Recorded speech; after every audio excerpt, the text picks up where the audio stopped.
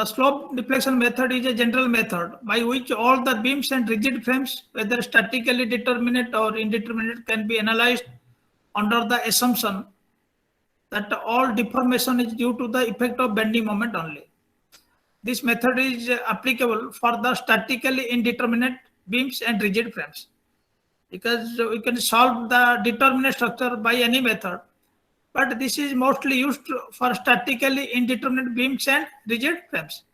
And this method is published in 1950, and the Professor G.A. Mane of the University of Minnesota, the method goes credit to this scientist, G.A. Mane. And the important feature of this method is that the rotational displacement, that is, that is slope, and the translational displacement, the vertical deflection of the rigid joints are taken as the primary unknowns, and their values are determined prior to those of the bending moments at the member ends. So here you see in this method, so first you have to find out what is the unknown slope and deflection. Then after getting the slope and deflection, then you can find out the bending moment. That's why this method is also called the displacement method, because here you have to find out that the slope and deflection, both are the displacement. Slope is your rotational displacement, and deflection, that is the translation displacement. So after getting these two displacement, you can find out what is the bending moment of the continuous beam or the rigid frame, portal frame. So using this method, the moments at the end of a member is first written in terms of unknown slopes and deflection of the end joints. Considering the joint equilibrium condition, a set of equations are formed, and the solution of these simultaneous equations gives unknown slopes and deflections. Then end moments of individual members are determined. Here, so first you have to find out moments at the end of a member is first written in terms of slope and deflection. What is the slope and what is the deflection? Means what is the settlement takes place. Already we have discussed in the fixed beam. Due to the rotation of the end, so what is the moment induced at the end of the member? And due to the settlement or settlement of the support, so what is the moment induced at the end of the fixed beam? So that so first we will write here the moment of a member in terms of the unknown slope and deflection of the end of joints. Then by considering the equilibrium condition, at each joint, what is the equilibrium condition? At joint, the moment is equal to, the sum of the moment is equal to 0. So we'll discuss later on this one, joint equilibrium condition. A set of equations are formed.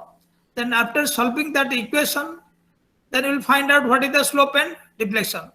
Then after knowing this slope and deflection, then you can find out what is the end moments of the individual members of the beam.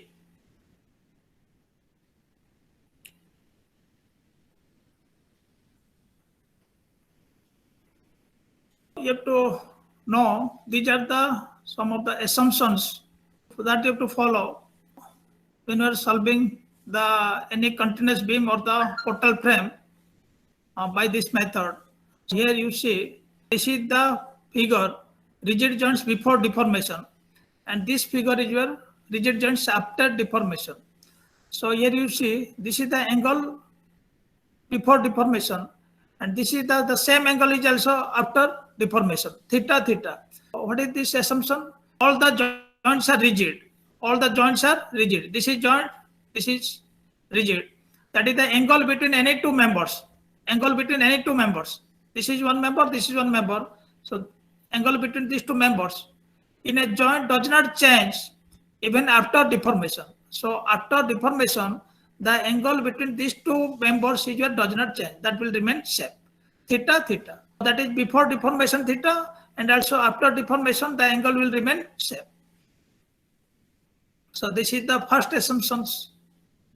Then the second assumption. So here you see, this is the portal frame, this is the column, and this is the beam.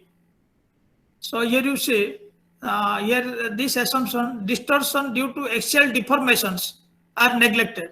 So this is your axial deformation. Here you see in beam, So what is the deformation takes place at B? This is BB dash is equal to CC dash. The same deformation also takes place at the joint C, CC dash. So BB dash is equal to CC dash is equal to delta. So the distortion due to the axial deformations are neglected. This is the second assumption. Then the third assumption, the shear deformations are neglected. So you have to not consider the shear deformation of the beam or portal frames. This is the sign conventions you have to follow when you are analyze any structure by slope deflection method. You have to consider, here you see this is the joint and this is the end of the member. So this is the end of the member. Here you see the rotation, this rotation. This is the at joints and end of the members. So this rotation, this for the joint, this for the end of the members. This here you see the sign convention. Moment at the end of a member is considered positive when it is in anti-clockwise direction. Positive. This is the positive moment and this is the negative moment. So for the end of the member is your anti-clockwise, and for the joint this is clockwise. For joint this is clockwise, and for end of the member this is anti-clockwise. So this moment is your positive. And here you see at the end of the member is your clockwise, and at the joint this is your anti-clockwise. This moment is your negative. So moment at the end of a member is considered positive when it is in anti-clockwise direction or on a joint in clockwise direction. Similarly, the moment at the end of a member is considered negative when it is in clockwise direction or on a joint in anti-clockwise direction. You have to remember this one, the sign convention for the bending moment.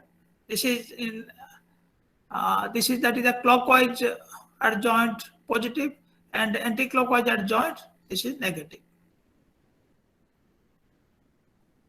Then you have to also take the sign convention for the slope and displacement. So here you see, so in this figure, this is the clockwise rotation and this is anti-clockwise rotation. This is anti-clockwise slope and this is clockwise slope. This is the rotation. So you know what is the rotation? What is the slope? It is the angle between the original axis of the beam and the tangent to the elastic curve. That angle is called the slope. So here you see this is the tangent and this is the original axis of the beam. So this is your slope. So here at the joint A the slope is theta A, and at joint B the slope is theta B. Here this is clockwise direction and here the slope direction is your anti-clockwise. So the clockwise slope you have to take positive and the anti-clockwise slope you have to take negative. The slope is positive if the tangent rotates in a clockwise direction. The slope is negative if the tangent rotates in anti-clockwise direction. And you come to this picture. So here you see, so this is your positive displacement. Here the displacement of the right hand with respect to left hand is downward direction. If the displacement is in downward direction, so you have to take this is your positive displacement. If the displacement of the right hand with respect to the left hand is your upward direction, here you see this figure. So this is your negative displacement. First we will discuss that is how to derive the slope deflection equations. So let us take one prismatic member AB. The end moments MAB and MBA is calculated by the combination of the moment. So the moment MAB and MBA can calculate by using the fixed end moments developed by transverse loading on the member and the end moments caused by relative displacement of ends of the members. Then the moment caused by actual rotation of the ends theta A and theta B of the member. So due to these three terms, we'll find out what is the moment of the beam, that is the MAB and MBA. First due to the transverse loading, then due to the vertical displacement, relative displacement, then due to the rotation of the end theta and theta B. This is the, let us take one portion of the continuous beam between two support. These are the loading is present here. So this is the original shape of the beam. after deformation. So this is the shape, and here the moment at the end is MAB and MBA, and the rotation takes place at end A and end B, theta A and theta B, and this is the vertical displacement, relative displacement. The displacement of V with respect to A, this is here called the vertical relative displacement, delta. So this is the default shape of the beam. You have to find out the final moments at end A and B, MAB and MB. This is the final moment. So our objective is to derive the relationship between the final moments, final end moments, and their displacements theta A, theta B, and delta. There are different stress. Here you see this is the figure. So this is fixed end moments developed. Here this is the fixed end moment, and this is the positive direction of the fixed end moment, because this is your clockwise direction. So this is your positive sense, positive direction. So due to given loading, this is the loading. The end moments MFAB. This is the fixed end moment MFAB and MFBA developed without any rotation at ends. So first you have to find out without any rotation. So what is the fixed end moment at the end of the beam, MFAB and MFBA? These moments are similar to the end moments in fixed beam. So already you know in fixed beam what is the fixed end moments. By using that formula, you can find out what is the fixed end moments due to the given loading. You know, in fixed beam, the settlement delta takes place without any rotation at ends. This is similar to the settlement of support in fixed beam.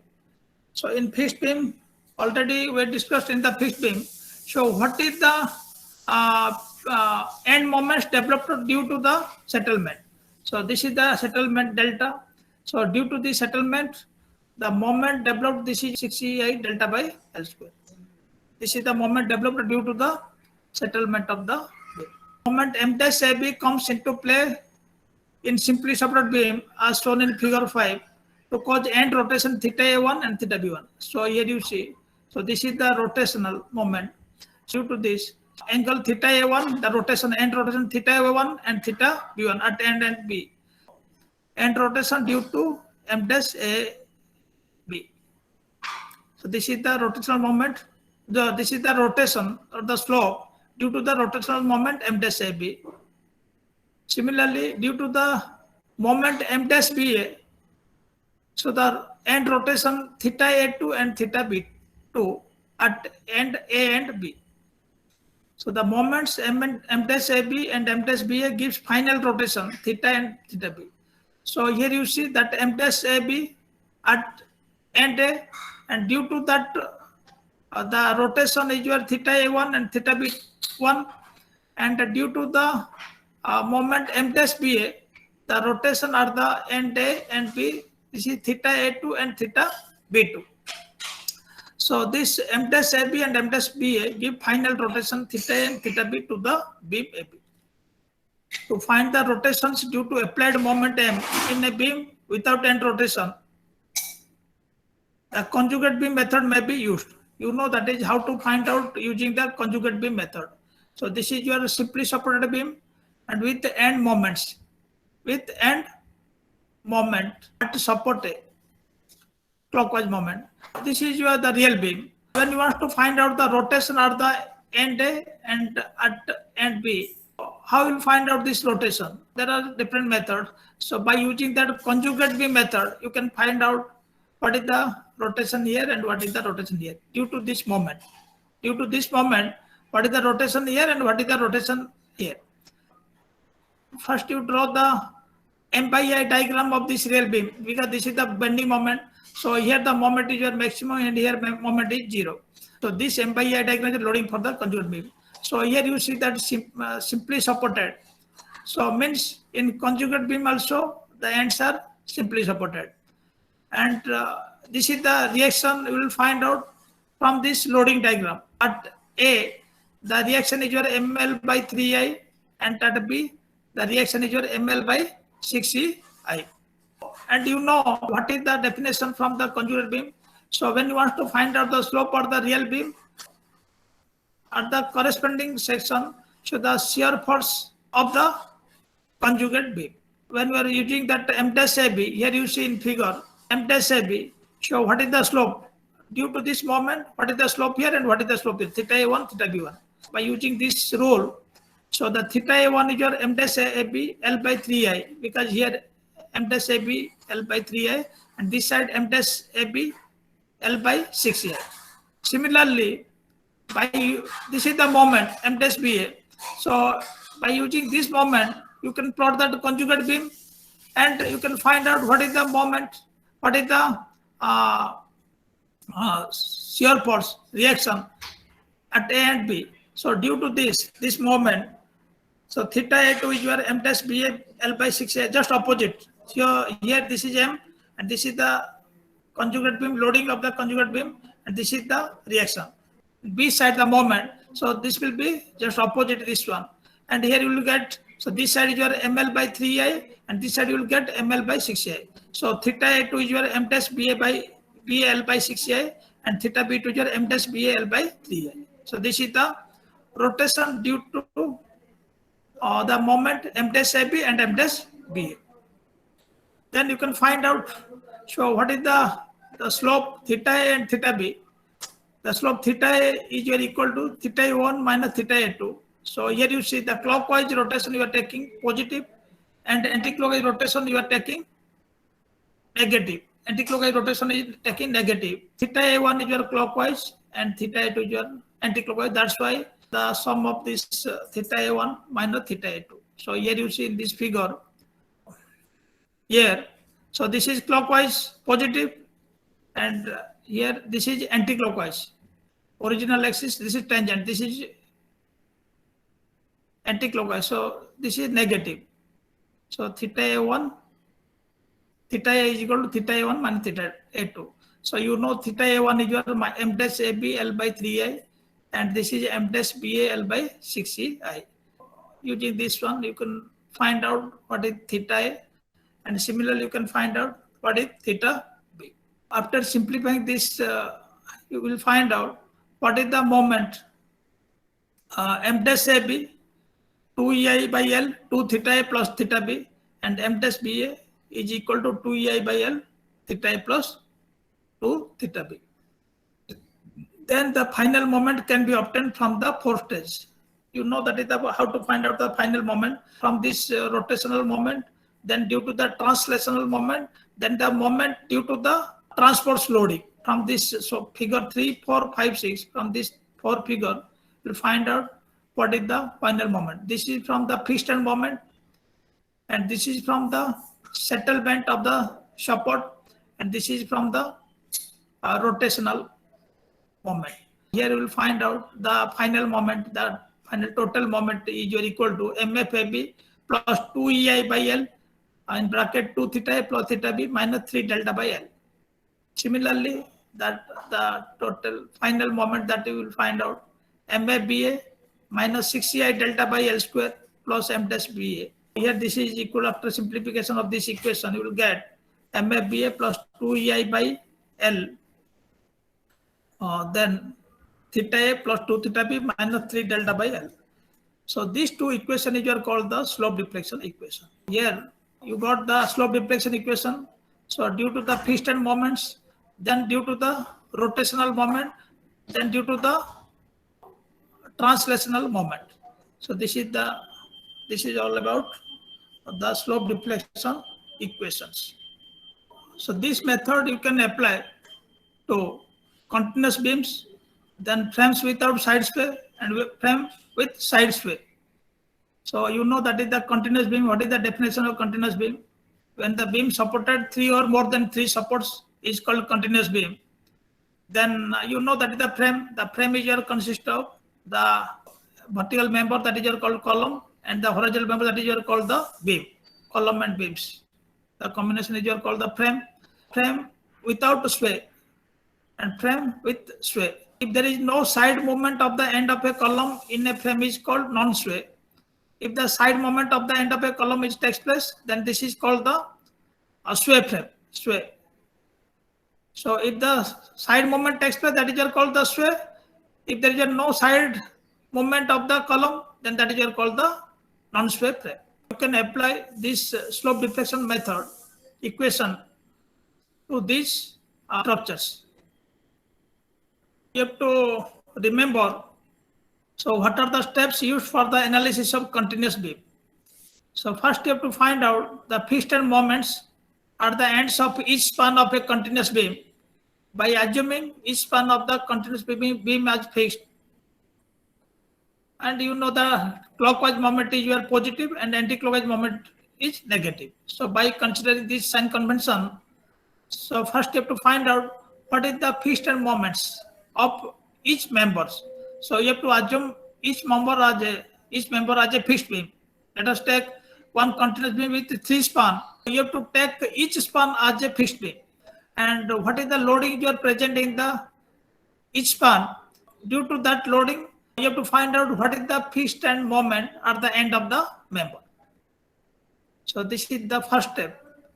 So that is by assuming the all ends are fixed. So you have to find out what is the fixed moment of each member of a continuous beam. Then the second step, using slope deflection equation, write all the end moments. So using this equation, you have to write all the end moments. Already you know that is the slope deflection equation. Here, using this slope deflection equation, you have to write the end moments. Then the next step, the third step is your write the joint equilibrium equations. So you have to write what is the joint equilibrium equation. We'll discuss after. You know that is at each joint, the sum of the moment is equal to 0. Accordingly, that if the end is simply supported, then the moment is 0. Accordingly, you have to write the joint equilibrium equation. Then solve the joint equilibrium equation to get the unknown rotations and deflections. Then after solving the equilibrium equation, you will find out what is the unknown slope and deflection. Then after substituting the value of unknown in slope and deflection equation, you can find out what is the end moments.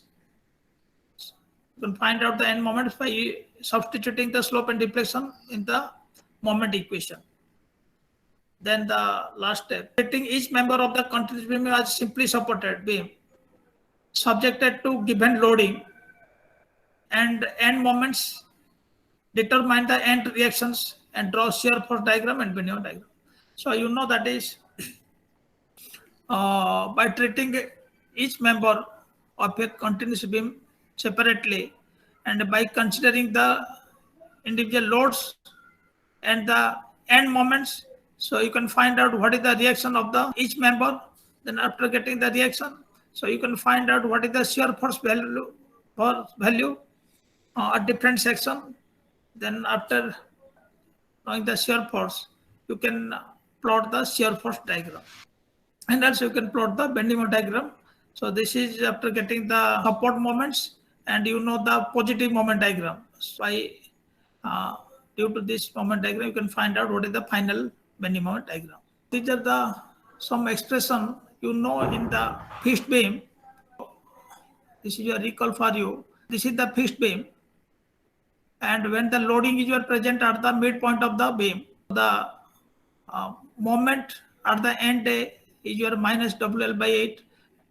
And at B, this is plus WL by 8 because this is your anti-clockwise and this is clockwise. So this is minus WL by 8 and this is plus WL by 8. So you know this is, and you have to also remember this one.